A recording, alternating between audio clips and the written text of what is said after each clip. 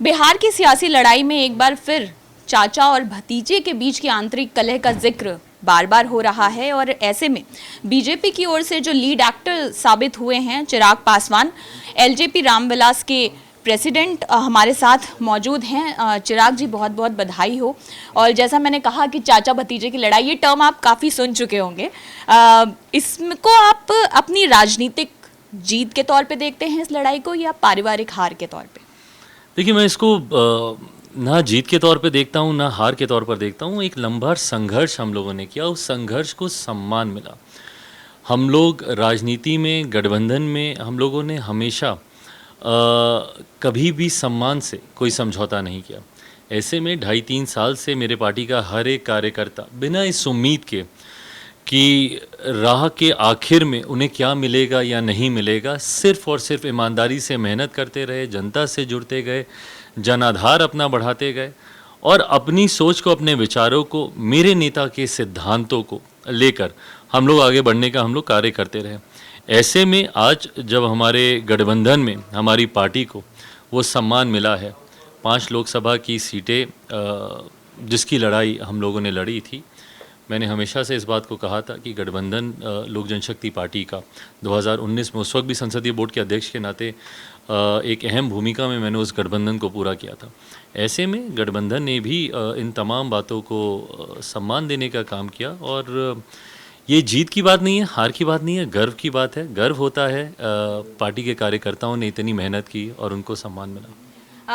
आपके चाचा पशुपति पारस जो केंद्र में मंत्री भी थे, वो भी उतने ही कद्दावर नेता और आपसे ज़्यादा राजनीतिक एक्सपीरियंस रखने वाले, लेकिन चिराग पासवान के पास ऐसा क्या तुरुप का इक्का था कि हाजीपुर को लेकर जो लड़ाई चल रही थी वो लड़ाई आपने जीती और वो सीट आपके हाथ आई?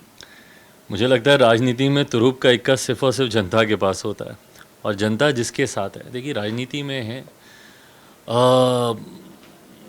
गणित भी है, इसमें समीकरण भी हैं, इसमें but everything boils down to कि जनता किसके साथ जा रही है, जनता किस पे विश्वास करती है, वो किसको अपना समर्थन देती है। और मुझे लगता है कि ये कुछ ऐसे फैसले हैं जो मेरे हाथ में तो कतई नहीं थे, ये गठबंधन के हाथ में थे। गठबंधन के सबसे बड़े दल भारतीय जनता पार्टी को इस पे फैसले लेने थे। और जब मैं भाजपा की बात करता हूँ, Bhajpa is a very well research party. वो अपना रिसर्च पूरा करती हैं, वो अपने फीडबैक्स लेती हैं, अपने डेटास पे काम करती हैं, स्टैटिस्टिक्स पे काम करती हैं। तो ऐसे में जब आप विनेबिलिटी फैक्टर को लेकर आप हर सीट पर आप काम कर रहे हैं, 400 से ज़्यादा सीटें जीतने का आपका लक्ष्य है, तो ऐसे में एक एक सीट पर यकीनन भाजपा ने काम किया होगा। उसी में से एक सीट हाजीपुर की भी थी और उसमें अगर उनको इस बात का विश्वास था कि चिराग पासवान वो सीट जिता पाएगा, मुझे लगता है बस वही एक आधार बना मुझे वो सीट देने का। बिल्कुल, आपने कहा चुनाव समीकरणों पे होते हैं, फीडबैक्स पे होते हैं, सर्वेज पर होते हैं, लेकिन कल आपके चाचा ने मंत्री पद से इस्तीफा दे दिया। अटकलें ये भी हैं कि शायद वो इंडिया अलायंस भी जा सकते हैं। परिवार के तौर पर क्या आपको इस बात का दुख भी होता है कि वो शायद छिटक सकते हैं अब उस अलायंस से, जो आपके पिताजी ने जो अलायंस बनाया था? देखिए, वो तो खैर 2.5-3 साल पहले ही हो गया था और यकीनन मैं उन दुख तकलीफ़ों में से मैं निकला हूँ। मेरे नेता, मेरे पिता, जिनके ऊपर आरोप भी लगाए जाते थे कि भाई वो परिवार को देखते हैं, बट हकीकत भी है कि उन्होंने अपने रहते हुए ना कभी परिवार ना कभी पार्टी को टूटने दिया। और जिसका जिक्र आपने किया कि चाचा भतीजा आप बहुत सुनते हैं, हकीकत है मैं बहुत सुनता हूँ, बट हम लोग जिस परिवार से आते हैं, हम लोग क्या चाचा भतीजा की इक्वेशंस ही नहीं होती हैं। हम लोग हमेशा मंझले पापा, छोटे पापा, बड़े पापा, इसी तरीके से करके हम लोग बात करते हैं। तकलीफ़ मुझे 2.5-3 साल पहले भी इसी बात की थी कि जब पापा के जाने के बाद मैंने आपको उन्हीं की जगह पर देखा। ये जिम्मेदारी भी आप ही की थी कि जिस तरीके से, ऐसा नहीं कि तकलीफ़ें पापा के वक्त में नहीं आई, उस वक्त भी आई, पर ना उन्होंने परिवार, ना उन्होंने पार्टी टूटने दी। पर आज जब वो इस भूमिका में थे, उनकी जिम्मेदारी थी कि परिवार को भी जोड़ कर रखते, पार्टी को भी जोड़ कर रखते।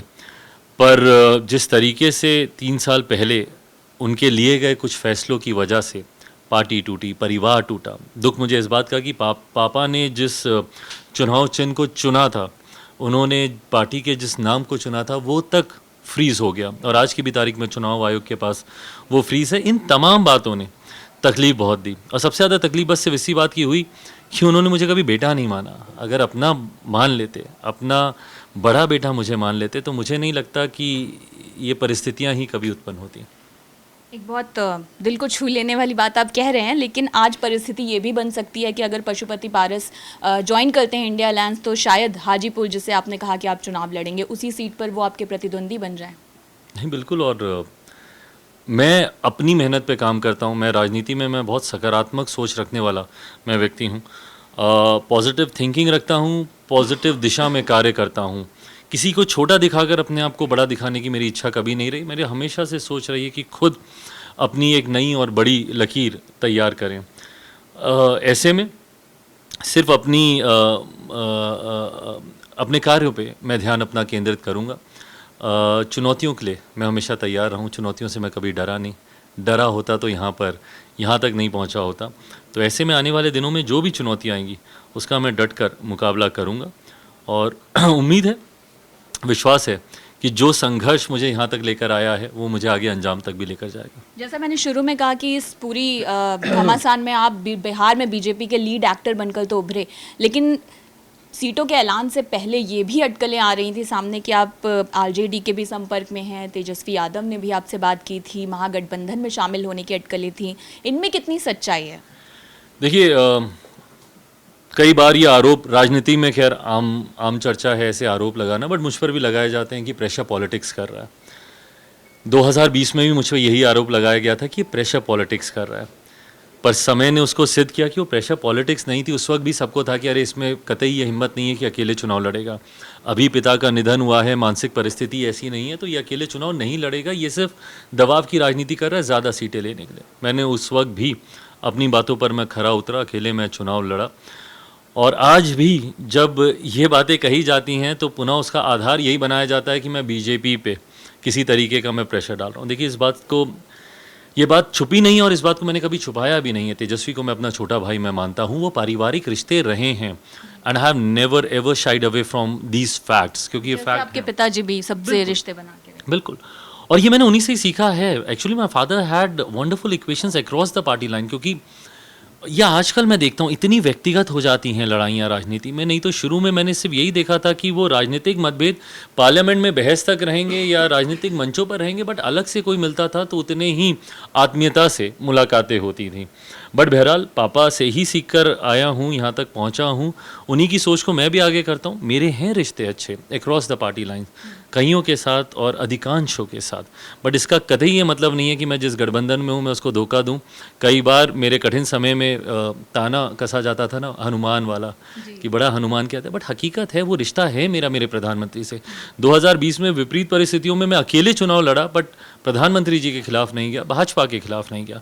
तो वो रिश्ता मेरा मेरे प्रधानमंत्री के साथ अटूट रिश्ता है, एक दिल का रिश्ता है, और उसका सम्मान मैंने हमेशा किया था, हमेशा करूँगा। बहुत चुनावी व्यस्तताएं हैं, आपका ज़्यादा समय नहीं लूँगी। एक आखिरी सवाल, हाजीपुर से आप लड़ रहे हैं, जमुई का क्या होगा? जमुई की जनता को क्या कहना चाहेंगे, क्योंकि उन्होंने भी आपको अपना सिरमौर चुना था? जहाँ एक तरफ मैं पिताजी की जिम्मेदारियाँ निभाने जा रहा हूँ, वहीं दूसरी तरफ कुछ मेरी भी जिम्मेदारियाँ थी अपनी। जैसे हाजीपुर पापा की कर्मभूमि रही, जमुई मेरी कर्मभूमि है।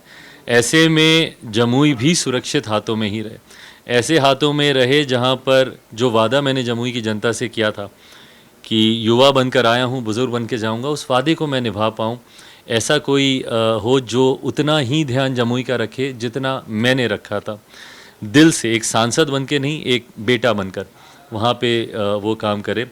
इन तमाम बातों को लेकर अभी मंथन चल ही रहा है, मुझे लगता है जल्द उसकी भी जानकारी सार्वजनिक की जाएगी। हमसे बात करने के लिए बहुत शुक्रिया। चिराग पासवान को आप सुन रहे थे, जो साफ तौर पर कह रहे हैं कि जमुई को वो अकेला नहीं छोड़ेंगे, लेकिन हाजीपुर के रण में उतरने के लिए पूरी तरह से तैयार हैं।